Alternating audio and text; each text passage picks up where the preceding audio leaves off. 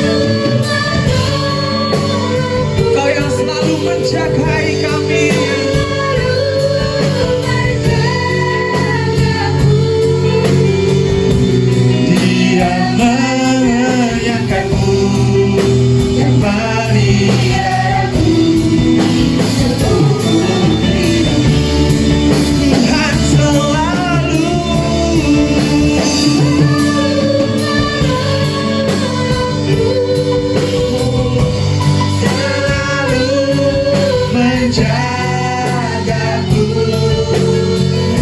Selai di rambutku tak akan terjatuh tanpa seizinmu. Tuhan selalu menolongku, selalu menjagaku. Dia menyayangiku Dan peliharaku seumur Mari dengan imanmu katakan, Tuhan selalu menolongku.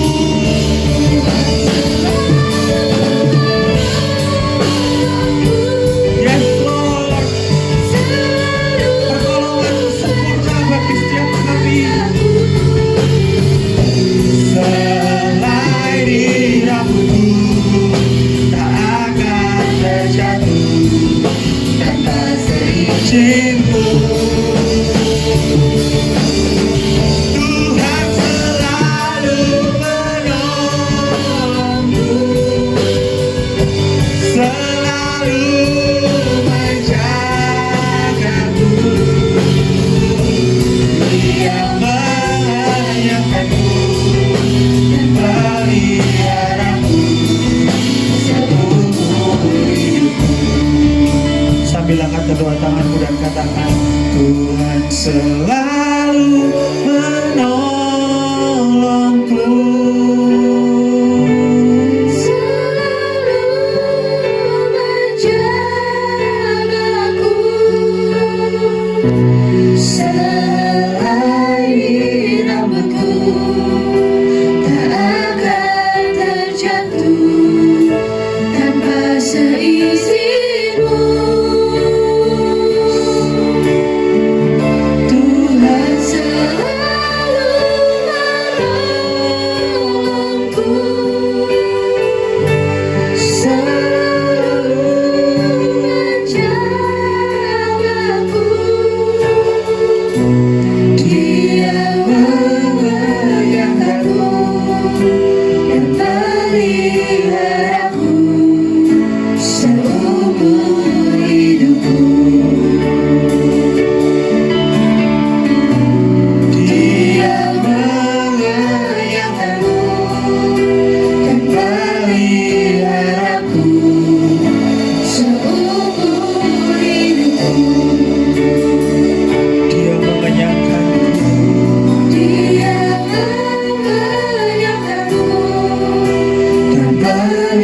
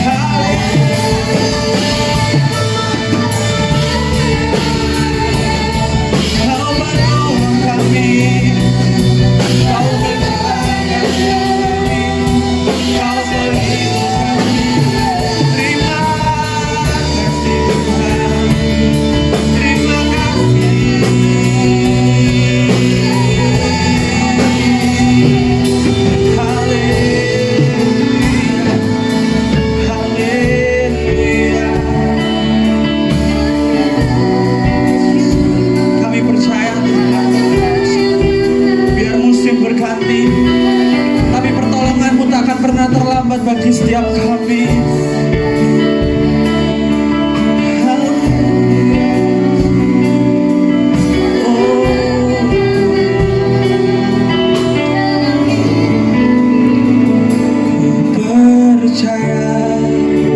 Janjimu ajaib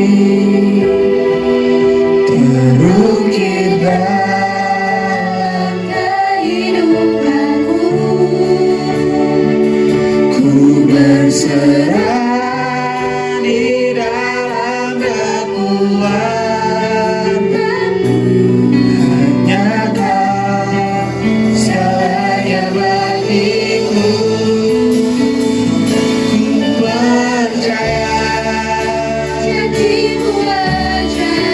Janjimu ajaib bagi setiap kami Tuhan.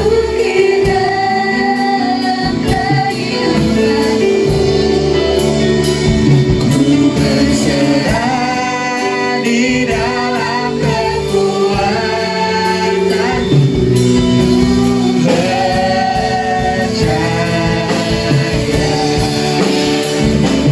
Percaya janjimu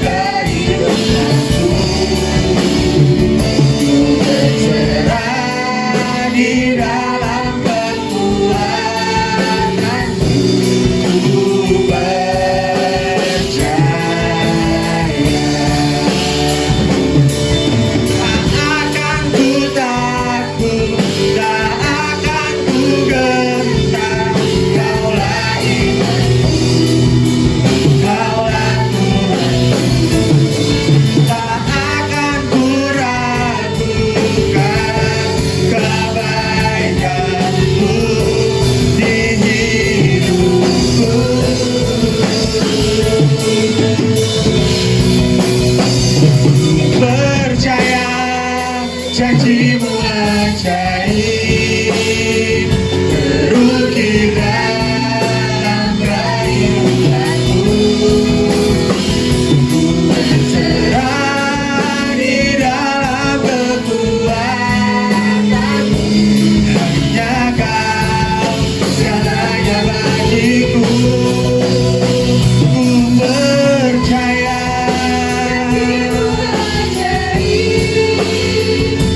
terukir dalam kehidupanku. Ku berserah di dalam kekuatanmu. Ku percaya. Ku berserah di dalam kekuatanmu. Ku bersama-sama katakan, ku berserah. Ku berserah di dalam kekuatanmu. Ku percaya.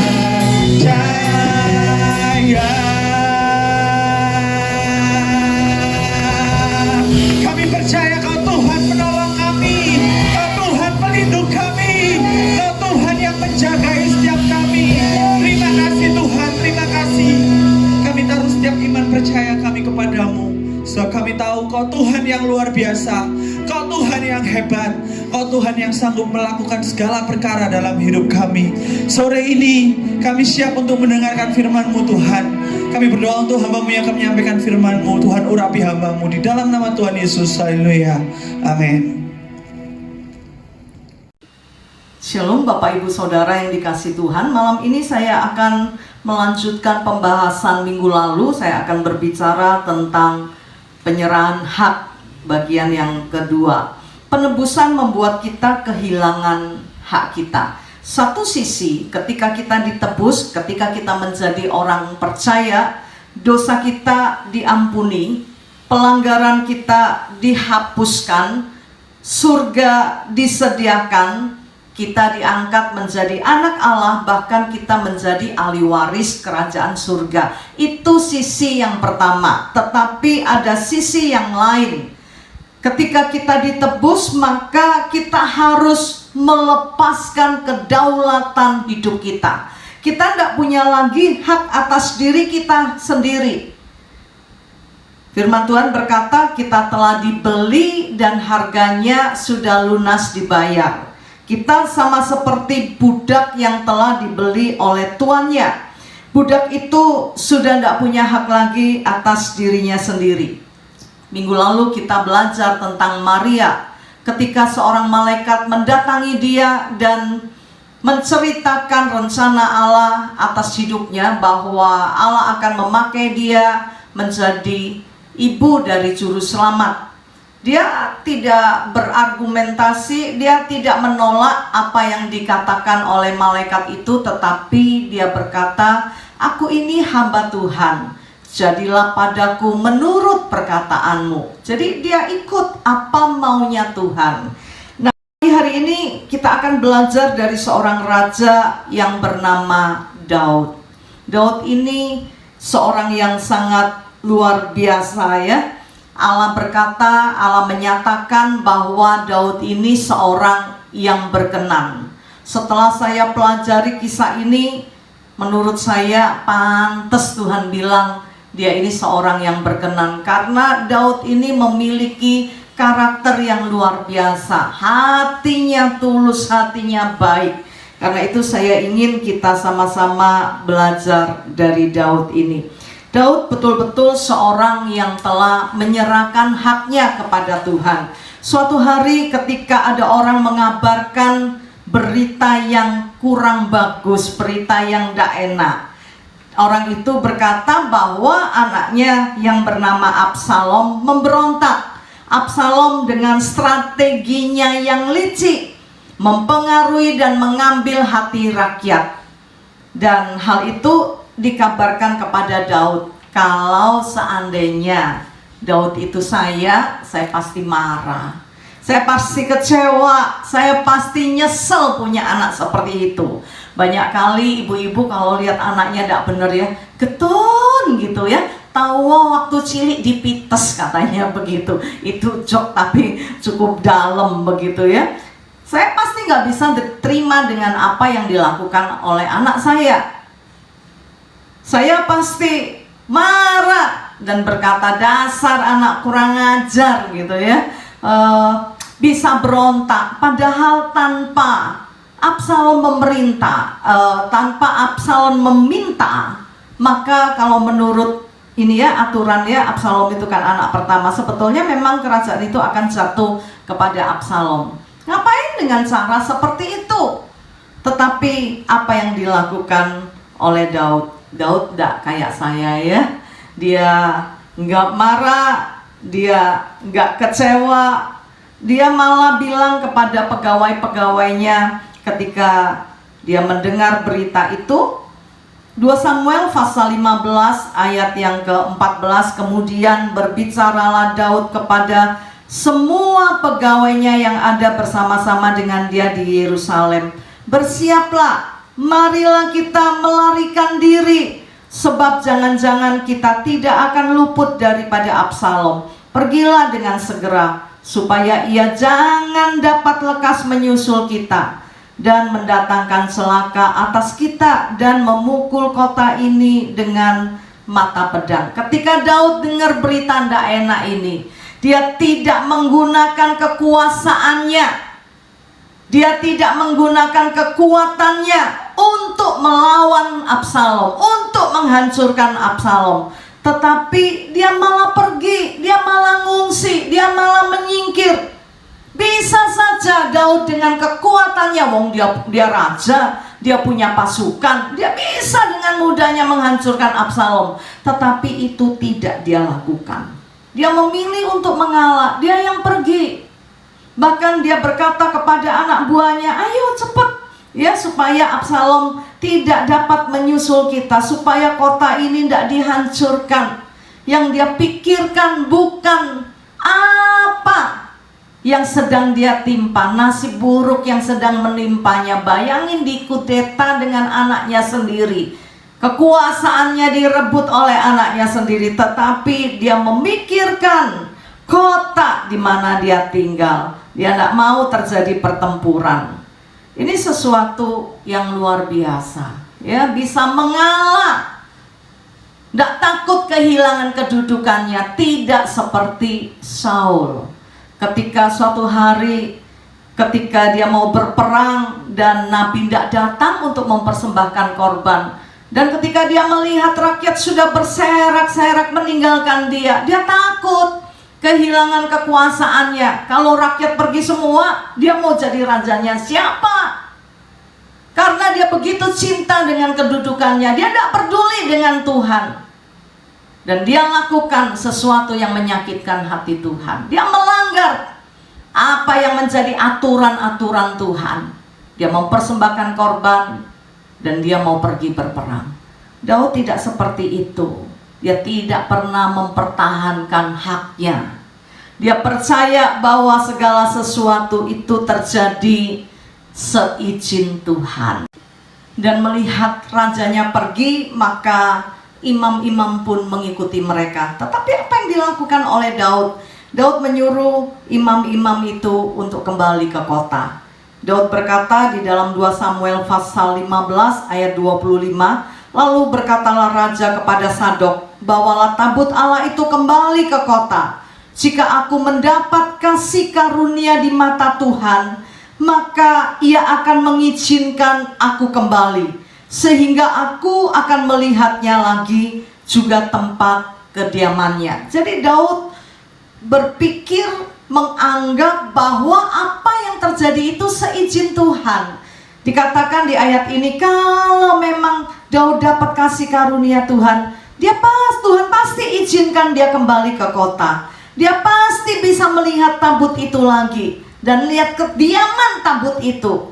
Di ayat yang ke-26, tetapi jika ia berfirman begini, aku tidak berkenan kepadamu, maka aku bersedia. Biarlah dilakukannya kepadaku apa yang baik di matanya. Daud menyerahkan semua kepada Tuhan. Dia tahu kedudukan itu berasal dari Tuhan. Kalau Tuhan mau kasih ke orang lain, dia tidak pertahankan. Kalau ada orang lain yang ingin merebutnya pun, dia tidak berusaha menggandoli, memegang erat, supaya dia tidak kehilangan kedudukan itu. Tetapi Daud menyerahkan kepada Tuhan. Luar biasa ya. Tidak ada yang Daud pertahankan di dalam hidupnya. Baik itu kedudukan, harta, popularitas. Ini bukan sesuatu yang mudah. Kita bisa belajar dari Raja Herodes ketika dia mendengar, ketika 3 orang Majus datang dan mendengar bahwa ada seorang raja yang lahir, dia ketakutan. Dia takut kehilangan kedudukannya. Karena itu dengan strateginya dia berkata kepada orang Majus, nanti kasih tahu ya, karena aku juga ingin menyembah dia. Padahal tidak seperti itu. Dia ingin bunuh bayi itu supaya kedudukannya tidak direbut, supaya dia tidak tergantikan. Saul pun sama. Tadi kita sudah belajar ya, ketika dia mau perang dan nabi tidak datang, dia takut kehilangan kedudukannya. Dia takut pada rakyatnya. Karena itu dia lakukan sesuatu yang menyakiti hati Tuhan. Tetapi tidak demikian terhadap Daud. Dia kembalikan semuanya kepada Tuhan. Tidak ada yang perlu kita takutkan di dalam hidup ini. Tidak ada yang perlu kita pertahankan. Semua terjadi atas seizin Tuhan. Dan percayalah bahwa Dia Allah yang baik. Dia rancangkan semua yang baik di dalam hidup kita. Nah, kita akan lanjut ke pasal yang ke-16. Ketika Daud sampai di satu kota yang bernama Bahurim, keluarlah seorang dari keluarga Saul yang bernama Simei. Simei ini datang mendekat kepada Daud dan mengutuk Daud. Tidak hanya mengutuk Daud, tapi melempari Daud dengan batu. Sampai anak buahnya yang bernama Abisai, anak Seruya, dia berkata kepada raja, mengapa anjing mati ini mengutuki tuanku raja? Izinkanlah aku memenggal kepalanya. Abisai ini sampai gregetan, ya kurang ajar banget si Mei ini.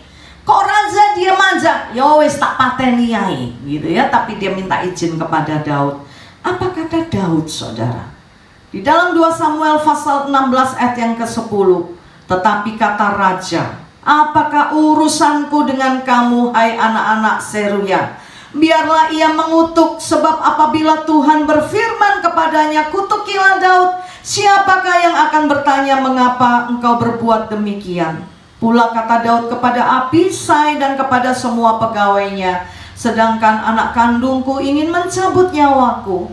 Terlebih sekarang orang Benyamin ini, biarkanlah dia dan biarlah ia mengutuk, sebab Tuhan yang telah berfirman kepadanya demikian. Sekali lagi Daud menganggap semua ini Tuhan izinkan. Ketika dia dikutuki, dilempari batu, dia tidak marah, tapi dia membiarkan semua ini terjadi. Bahkan yang menjadi prinsip Daud, ya, ini berbeda dengan prinsip kita. Coba lihat ayat yang ke-12. Daud berpikir mungkin Tuhan akan memperhatikan kesengsaraanku ini dan Tuhan membalas yang baik kepadaku sebagai ganti kutuk orang itu pada hari ini. Ketika orang lain melakukan sesuatu yang jahat, sesuatu yang tidak baik, kita biasanya pingin balas, ya. Kalau kita tidak balas pun kita berkata, nanti Tuhan yang balas. Ini kurang ajar. Suruh Tuhan balas. Mau urusan dengan kita, suruh Tuhan yang balas. Ayat yang berkata bahwa penghakiman itu, pembalasan itu hak Tuhan, bukan berarti kita bisa minta Tuhan untuk membalaskan sakit hati kita, dendam kita. Tidak begitu, saudara. Tapi satu prinsip yang luar biasa yang saya pelajari dan sedang saya praktekkan di dalam hidup ini.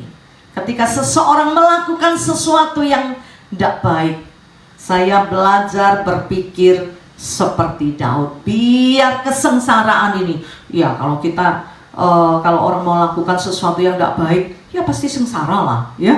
Kita tidak akan ketawa-ketawa, oh aku difitnah, oh aku dijelekin, oh nggak apa-apa, amin amin, nggak apa-apa, puji Tuhan. Nggak ada, saudara. Itu kesengsaraan buat kita. Tetapi biar kita belajar seperti Daud. Biar ketika Tuhan melihat semuanya itu, Tuhan berbelas kasihan kepada kita dan membalaskan yang baik kepadaku. Jangan pernah ingin Tuhan balas yang jahat ke orang yang sudah berbuat jahat kepada kita. Tetapi mari kita balik, ya. Kita balik gimana gitu, ya. Biar kita berpikir, biar kesengsaraanku ini dibalas yang baik oleh Tuhan. Tuhan lakukan sesuatu yang baik kepadaku karena orang sudah perlakukan aku tidak baik. Amin. Saya sedang belajar ini, begitu ya. Saya belajar, tidak balas, begitu ya. Bahkan saya belajar tetap berbuat baik, tidak pengen, begitu ya. Sebetulnya lihat wajahnya aja udah enak, begitu. Tapi saya belajar seperti Daud, memiliki hati yang baik. Belajar seperti Daud, tidak ingin membalaskan sesuatu. Belajar seperti Daud, percaya segala sesuatu terjadi seizin Tuhan.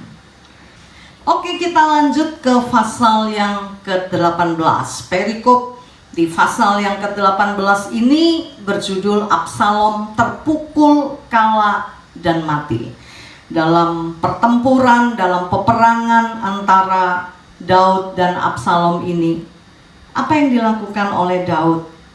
Di ayat yang ke-5 dikatakan di pasal yang ke-18, ya.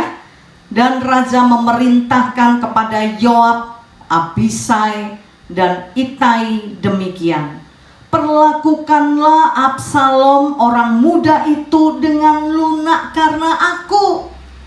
Dia tidak mau pegawai-pegawainya memperlakukan Absalom tidak baik, memperlakukan Absalom dengan kasar, tetapi dia memohon kepada mereka. Daud berkata, perlakukan dengan baik karena aku. Lihat aku, jangan lihat Absalom yang kurang ajar ini. Dia tidak ingin sesuatu yang buruk terjadi atas anaknya. Dia tidak ingin anaknya diperlakukan dengan tidak baik. Kalau ada orang yang sakiti kita dan orang itu alami sesuatu yang tidak baik, kita seneng ya. Nah, kualat dia, ya. Nah, itu akibat kalau jahat. Oh, begini begitu. Tapi mari kita belajar dari Daud. Daud memohon kepada Yoab, Abisai dan Itai supaya memperlakukan Absalom dengan baik. Dan pada akhirnya Absalom pun mati. Dan apa yang dilakukan oleh Daud ketika Absalom mati? Di pasal yang ke-19, di ayat yang pertama dan kedua dikatakan, lalu diberitahukanlah kepada Yoab, ketahuilah, raja menangis dan berkabung karena Absalom. Pada hari itulah kemenangan menjadi perkabungan bagi seluruh tentara. Sebab pada hari itu tentara itu mendengar orang berkata, raja bersusah hati karena anaknya. Ketika mendengar berita kematian anaknya, raja tidak seneng ya, tidak gembira. Oh, kapok, anak kurang ajar, anak durhaka, sekarang kamu mati. Itu balasan dari Tuhan. Tidak. Raja bersedih hati.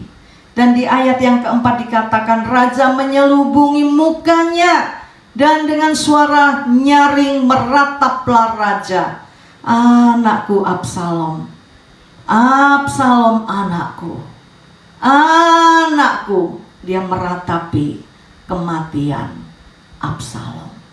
Dia sedih. Musuhnya mati, dia sedih loh saudara. Musuh kita mati, itu macam-macam sama hamba Tuhan. Mati, macam-macam sama hamba Tuhan. Lihat, pasti terjadi sesuatu yang buruk. Oh, sering loh saya lihat orang yang berbuat tidak baik sama hamba Tuhan mati. Daud tidak lakukan itu. Hatinya baik. Karena itu, tidak heran Tuhan berkata bahwa Daud adalah seorang yang berkenan kepada Tuhan. Doa dan harapan saya, biar pengiringan kita kepada Tuhan menyenangkan hati Tuhan. Biar kita menjadi hamba yang setia.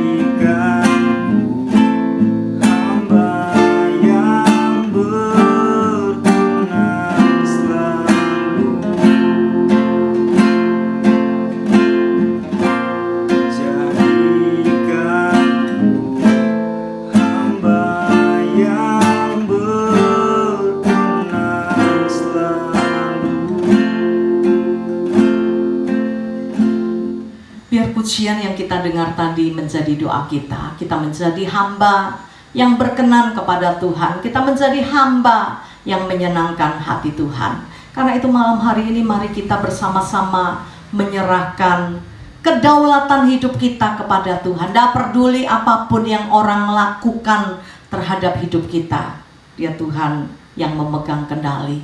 Kita nggak punya hak lagi untuk balas. Kita nggak punya hak untuk mempertahankan apa yang Tuhan beri. Firman Tuhan berkata, semua berasal dari Tuhan. Kalaupun Tuhan mau ambil, ya biar Tuhan ambil.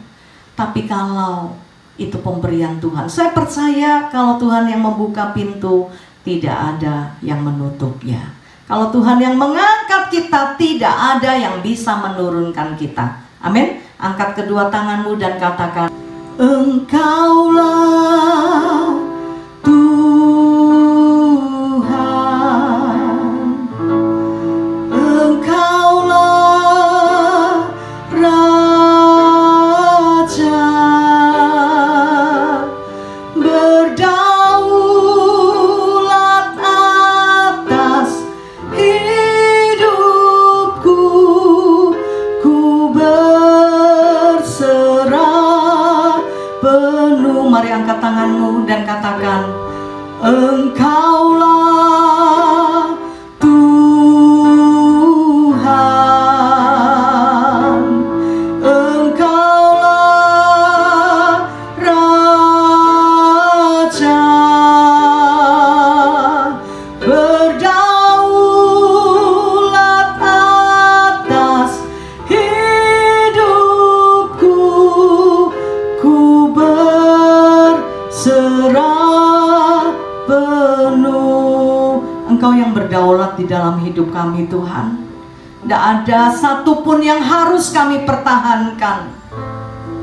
Engkau yang mengatur hidup kami. Kami percaya jika Engkau membuka pintu, tidak seorang pun yang bisa menutupnya.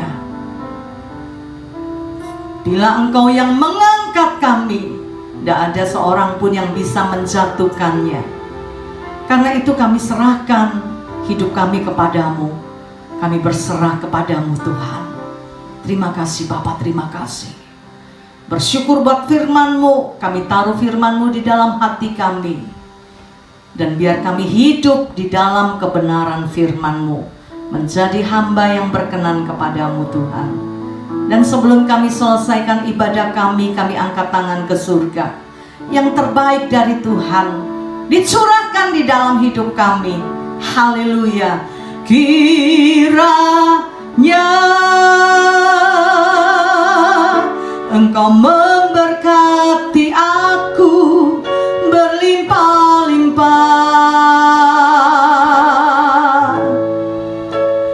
dan memperluas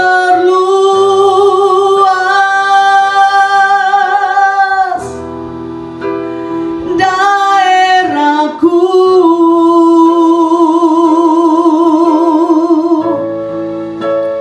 Dan kiranya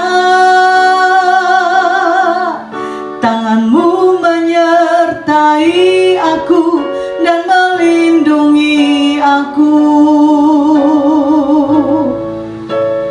daripada malapetaka,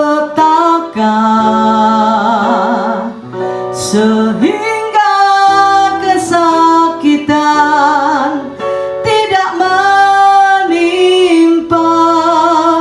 aku. Kami angkat tangan ke surga.